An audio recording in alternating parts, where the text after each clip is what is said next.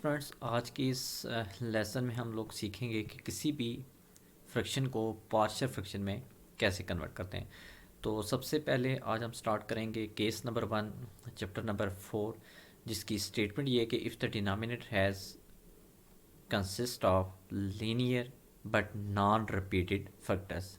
तो स्टूडेंट ये जो नॉन रिपीटेड और लीनियर फैक्टर की जो लॉजिक है वो इस एग्जांपल में आप देख सकते हैं कि इसके ये जो आपके सामने क्वेश्चन लिखा गया है कि इसके डिनोमिनेटर में दो फैक्टर्स हैं, लेकिन दोनों के दोनों एक दूसरे से डिफरेंट हैं और दोनों लीनियर भी हैं, क्योंकि पहले फैक्टर में अगर आप देखें तो एक्स की डिग्री 1 है और दूसरे फैक्टर में भी देखें तो एक्स की डिग्री 1 है। तो मीन्स के दोनों नॉन रिपीटेड भी हैं और लीनियर फैक्टर भी हैं। तो ये हमारे केस नंबर 1 को बिलोंग करेंगे और हमारे बुक के अकॉर्डिंग एक्सरसाइज 4.1 के क्वेश्चन सॉल्व होंगे ऐसे। तो स्टूडेंट आज हम सीखेंगे इस तरह की फ्रैक्शन को कैसे पार्शियल पे कन्वर्ट करते हैं।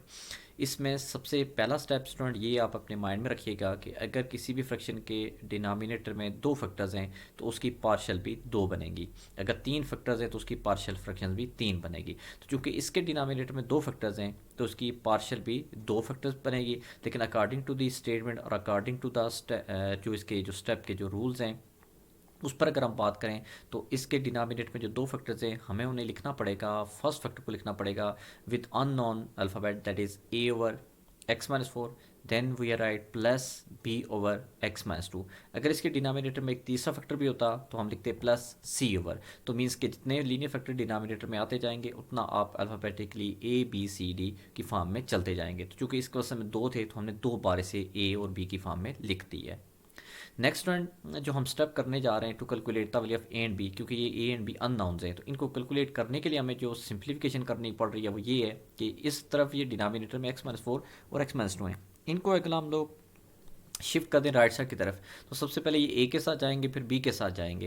लेकिन स्टूडेंट ये दोनों जब ए के साथ जाएंगे तो एक्स माइनस फोर कैंसिल हो जाएगा, तो ए के साथ मल्टीप्लाई की फॉर्म में फैक्टर रह जाएगा एक्स माइनस टू, और ये दोनों फैक्टर जब बी के साथ जाएंगे तो एक्स माइनस टू कट हो जाएगा but x minus four bracket में बी के साथ रह जाएगा। इसको आप ऐसे लेबल कर दीजिएगा बाई इक्वेशन नंबर 1, क्योंकि ये प्रोसेस आपको इस चैप्टर के हर एक्सरसाइज के हर क्वेश्चन में आपको बार बार रिपीट करना पड़ेगा। तो ये होगा आपका स्टेप नंबर 1। स्टेप नंबर 2 आपका ये होगा कि आप ये जो आपने इक्वेशन नंबर 1 बनाई है इसका बनाने का मकसद ये है कि हमने जो शुरू में अननोन ए और अननोन बी रखे हुए हैं इनकी proper exact numerical value calculate करनी है। उसके लिए हम क्या करेंगे कि आपके डिनोमिनेटर में दो फैक्टर हैं, आपको इससे पहले एक उठा दें, जैसे कि एक्स माइनस फोर उठा दिया गया फिर एक्स माइनस टू उठा दिया गया। तो मीन्स की वजह से अगर राइटिंग में देखें तो मैंने पहले फैक्टर एक्स माइनस टू उठाया, ये आपकी ओपन चॉइस आप कोई भी उठा सकते हैं पहले। फॉर एग्जाम्पल अगर हमने X is equal to X minus two उठाया तो हमने करना ये कि हमने एक्स माइनस टू को पहले जीरो के इक्वल पुट करना है और माइनस टू को शिफ्ट करना ताकि एक्स की वैल्यू वहाँ से बन सके। तो आप देख सकते हैं एक्स की वैल्यू टू बन चुकी है। इस वैल्यू को आपने वापस करना ये है कि जो इक्वेशन नंबर 1 आपने बनाई होगी इसमें तमाम वेरिएबल एक्स की जगह इसको रिप्लेस कर देना है। तो स्टूडेंट सबसे पहले जब यहाँ पुट करेंगे आप एक्स की वैल्यू 2 को तो वो बनेगा 10, 10 प्लस 4 हो जाएगा क्लास, ये देख सकते हैं 14।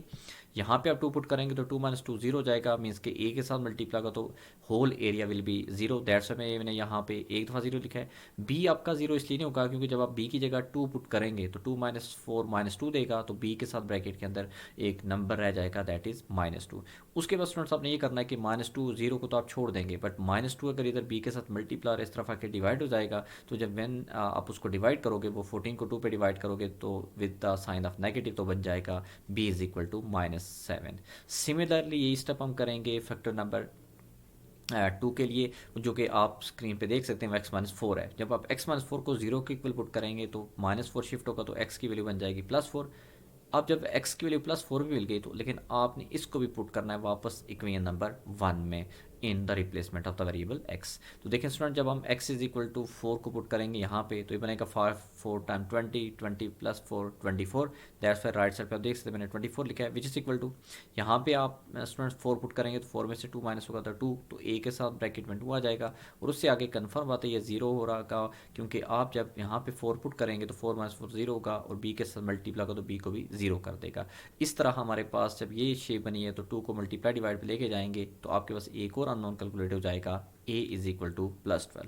स्टूडेंट उसके बाद जस्ट आपने करना ये है कि जो भी आपकी वैल्यूज़ आई होंगी जैसे कि a की वैल्यू 12 आई है और b की वैल्यू -7 आई है, इसको आपने वापस जो स्टार्ट में आपने फ्रैक्शन बनाई होगी a की जगह आपने पुट कर देना है स्टूडेंट्स द वैल्यू ऑफ 12 और बी की जगह आपने पुट कर देना है -7। तो इस तरह ये एंड पे आप देख सकते हैं कि आपके पास एक फ्रैक्शन बन जाएगी कंप्लीट फ्रैक्शन फॉर्म 12/x-4 और -7/x-2।